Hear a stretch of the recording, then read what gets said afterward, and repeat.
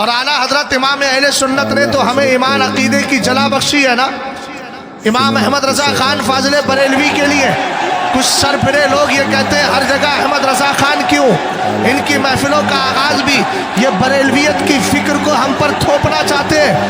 آخری اعلیٰ حضرت ہی کا ذکر کیوں کرتے ہیں؟ میں وہاں پر ایک ہی جملہ بولتا ہوں، اگر آپ کے کسی دادا نے اتنی کتابیں لکھی ہو تو بتاؤ، کل سے احمد رضا خان کا نام چھوڑ کر ہم آپ کے دادا کا نام لے لیں. لیکن ہمیں پتا ہے تمہارے دادا کے پاس وہ کتابیں نہیں ہیں جو تاج الشریعہ کے دادا امام احمد رضا خان کے. سبحان اللہ، حق ہے، بہت خوب، سبحان اللہ. کس مقام پر ہم جائیں جہاں اعلیٰ حضرت نظر نہیں آتے؟ حضرت یہاں تشریف فرما ہے. اگر آپ امام احمد رضا خان کو دیکھیں، آپ آئیے ذرا سائنس کے میدان میں آئیے، علم صوتیات کے میدان میں آئیے، علم معاشیات کے میدان میں آئیے، علم سماجیات کے میدان میں آئیے. آپ جتنے علوم کا نام لیں گے وہاں امام احمد رضا خان کی تصنیف نظر آئے گی. امام احمد رضا خان اس ذات کا نام ہے جس نے ہمیں مسلک کی شکل میں ایمان عقیدے کی حفاظت بھی دی ہے، کردار کی شکل میں عمل بھی دیا ہے، اور دنیاوی گفتار سے، دنیاوی کردار سے نپٹنے کے لیے اور دنیاوی علوم سے نپٹنے کے لیے قرآن کا صحیح مفہوم بھی دیا ہے. اعلیٰ حضرت امام اہل سنت کے علم کا مقام کیا ہے؟ بس ایک جھلکی آپ کو دکھا رہا ہوں. آپ آئیے ذرا سائنس کے میدان میں آئے، علم صوتیات کے میدان میں آئیے. میرا امام ایک کتاب لکھتا ہے الکشف الشافیہ لحکم فنون جغرافیہ.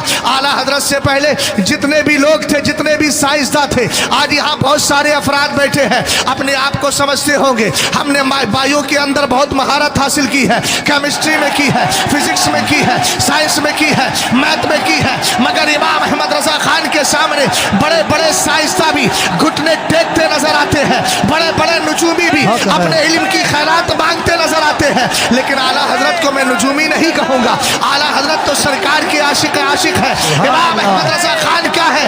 اعلیٰ حضرت فرماتے ہیں خوف نہ رکھ رضا ذرا، تو ہے عبد مصطفیٰ. سمجھیے اعلیٰ حضرت ہے کون؟ جب اعلیٰ حضرت سمجھیں گے تو اعلیٰ حضرت کا مسلک بھی سمجھ میں آئے گا، اعلیٰ حضرت کی جماعت بھی سمجھ میں آئے گی. توجہ ہے نا؟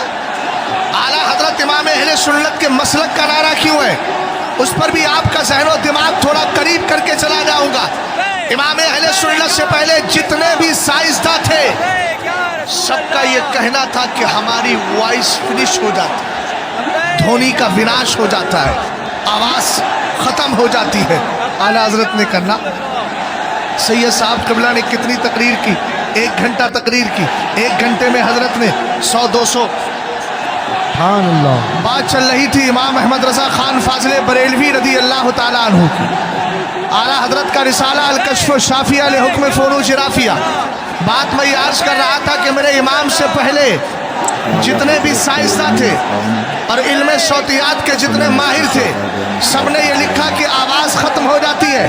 ہم جو بول رہے ہیں سید آصف صاحب، سید آصف اقبال صاحب قبلہ نے جتنی دیر گفتگو کی، یا میں جو بولوں گا میرے بعد سید صاحب قبلہ جو اپنے دعائیہ کلمات سے نوازیں گے، یہ آواز جاتی ہے. ان کا اصول یہ تھا آواز جاتی ہے، جا کر ختم ہو جاتی ہے. مگر اعلیٰ حضرت امام اہل سنت رضی اللہ تعالیٰ عنہ نے ارشاد فرمایا نانا، یہ آواز پانی کے لہروں کی طرح ہمارے کان کے قریب جاتی ہے، مگر اس کے بعد ہوتا کیا ہے؟ انقطاع تموج ہوتا ہے. اعلیٰ حضرت امام اہل سنت فرما رہے ہیں انقطاع تموج کا مطلب یہ ہوا سمندر کی لہریں جس طرح آپ دیکھتے ہیں کنارے سے آ کے ٹکراتی ہے، اس کے بعد میں پھر پلٹ کے لہریں آتی رہتی ہے. اعلیٰ حضرت امام اہل سنت فرما رہے ہیں انقطاع تموج سے، یعنی آوازوں کی لہریں ختم ہونے سے یہ لازم نہیں آتا کہ آواز بالکلیہ ختم ہو گئی، آواز پوری طرح ختم ہو گئی. ذرا اہل علم خاص طور سے اس پر توجہ دے. اعلیٰ حضرت امام اہل سنت کی ذات کو اگر ہم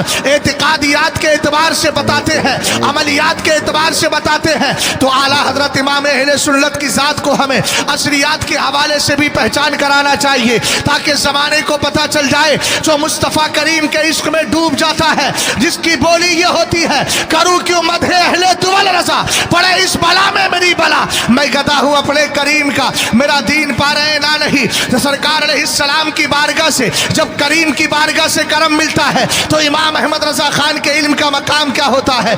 आला हजरत ने फरमाया आवाज खत्म नहीं होती है। वो कह रहे हैं आवाज खत्म होती है। आला हजरत कहते हैं आवाज खत्म नहीं होती। तो आपने दलील में कहा अल्लाह रब्बुल इज्जत इरशाद फरमाता है वल बाकियातुस सालिहातु खैरुन इंद रब्बिका सवाबुन व खैरुम मरद्दा। मेरे इमाम कहते हैं कुरान कहता है ये तुम्हारे पाकीज़ा कलिमात बाकी रहने वाले हैं।